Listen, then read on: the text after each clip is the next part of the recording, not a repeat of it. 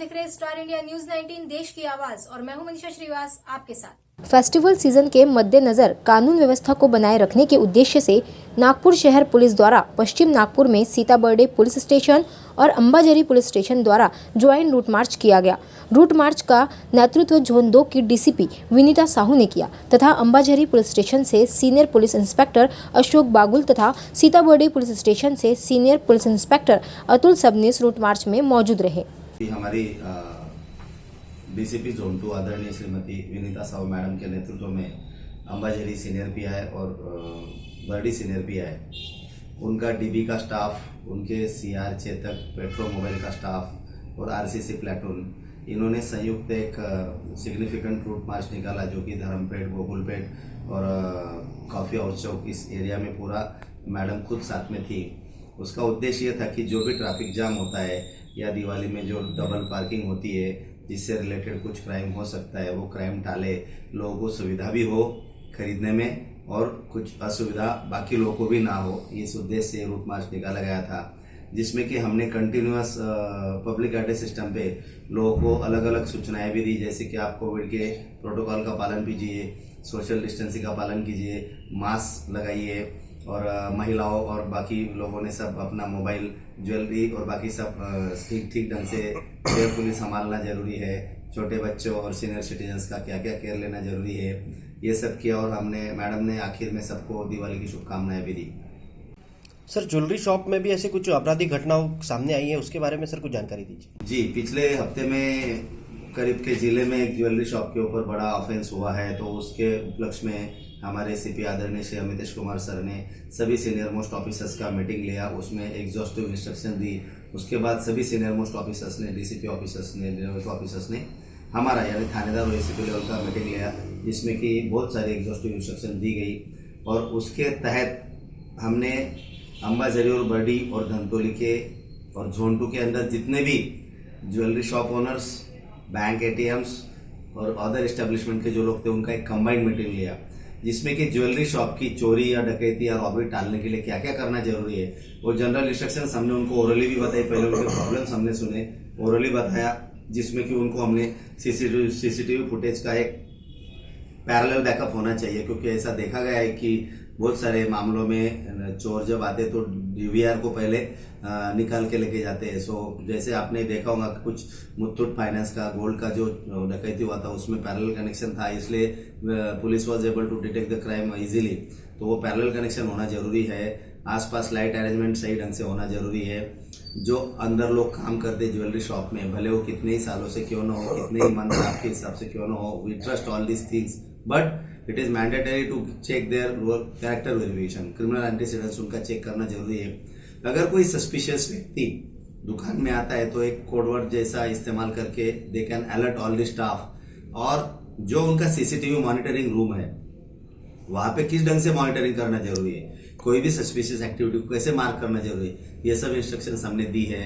उसके बाद बैंक और एटीएम की भी कुछ घटनाएं हुई है, तो सभी ब्रांच मैनेजर, सभी शाखाओं के इंपॉर्टेंट ब्रांच मैनेजर्स बुलाए गए थे। उसमें हमने खुद मैडम के नेतृत्व में साइबर क्राइम जो कि होता है बड़े पैमाने पे, जैसे ऑनलाइन फ्रॉड्स होते हैं, उसमें बैंक्स का, आरबीआई के डायरेक्शंस के मुताबिक बैंक्स का क्या रोल है, minimum liability of the banks, maximum liability of the banks, minimum liability of the customers, maximum liability of customers, इसके ऊपर हमने डिटेल में उनको समझाया कि जिसमें कार्ड क्लोनिंग या सिम क्लोनिंग या ऐसा कुछ बात होती है जिससे कि ग्राहक की कोई भी गलती नहीं है फिर भी उसका पैसा अगर अकाउंट से गया है, तो in that event what is the liability of the banks, ये सब हमने समझाया। उनका जो बैंक्स का साइबर सेल होता है जो कि पैरेलल इन्वेस्टिगेशन करता है in order to fix the responsibility and liability, उसमें और हमारे में कैसे कोऑर्डिनेशन हो सकता है, इसके ऊपर भी चर्चा हुआ। उसके बाद हमारा पुलिसिंग हो, पुलिस का प्रेजेंस हो, एरिया डोमिनेंस हो in order to deter the criminals, ये सभी बातें की जाती है। और जो हेवी फुटफॉल के एरिया होते हैं उसमें पिक पॉकेटिंग, चेन स्नैचिंग या मोबाइल स्नैचिंग नहीं होना चाहिए। इसके लिए हम लोगों को अलर्ट भी करते हैं, ऑन एयर यानी पब्लिक एड्रेस सिस्टम के माध्यम से हम सूचना भी देते हैं, और पूरे शहर का सीसीटीवी मॉनिटरिंग सीओसी में होता है। तो सीओसी में हमारे सीपी सर ने वहां के जो ऑफिसर्स है उनको डिटेल में इंस्ट्रक्शन दिया है how you are suppose to monitor and supervise the activities which is bringing the entire city under surveillance. तो हर तरीके से प्रयास किए जा रहे हैं।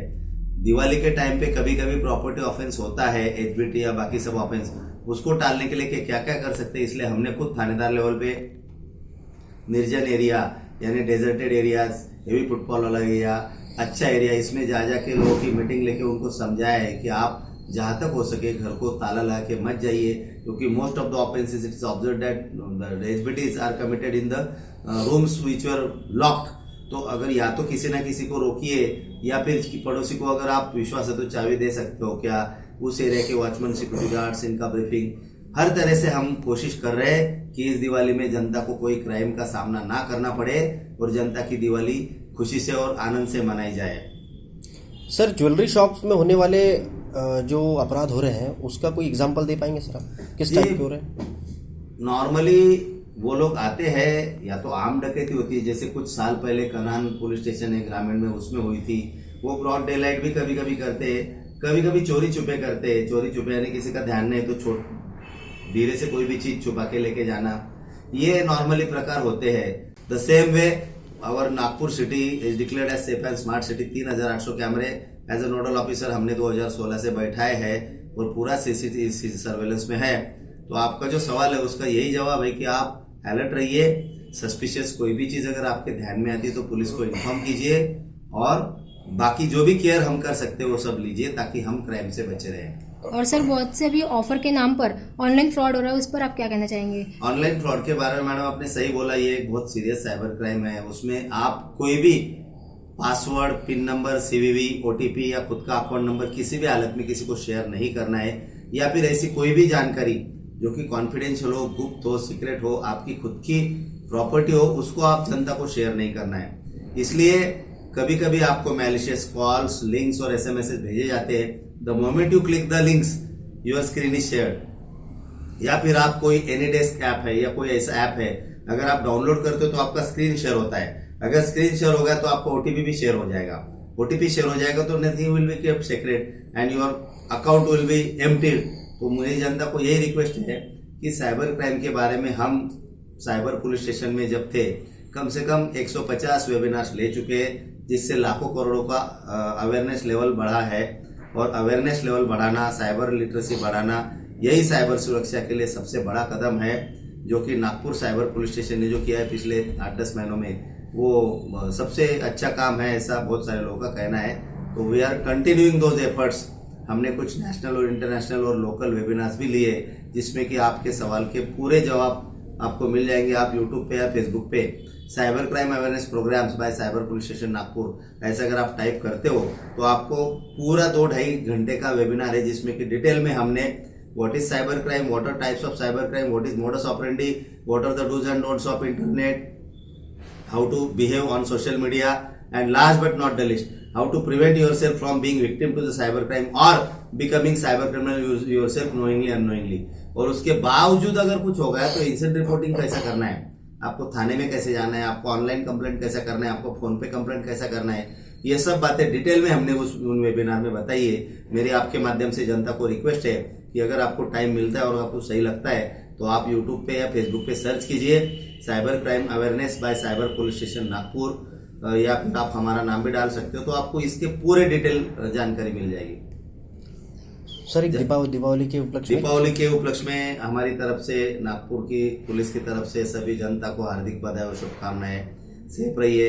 पटाखों के बारे में ऑनरेबल सुप्रीम कोर्ट का जो डिसीजन है उसका सही ढंग से पालन कीजिए। कोई भी पटाखा 10 बजे के बाद नहीं फूटेगा।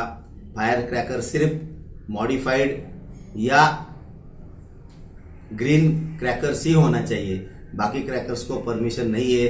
जनता को मेरा रिक्वेस्ट है कि हमारे जो साइलेंट जोन, कमर्शियल जोन या इंडस्ट्रियल जोन या 4 जोन में जो विभागने की गई, उसमें जो साउंड पोल्यूशन के लेवल है उसका प्लीज आप पालन कीजिए, वरना महाराष्ट्र पोल्यूशन कंट्रोल बोर्ड के ऑफिसर्स और पुलिस मिलकर इसमें बहुत सारा हमारे सीनियर ऑफिसर्स के मार्गदर्शन में हमने टीम्स फॉर्म की है, जो कि जगह जगह जाके अगर कोई वायलेशन करता है तो उसके खिलाफ कार्रवाई की जाएगी।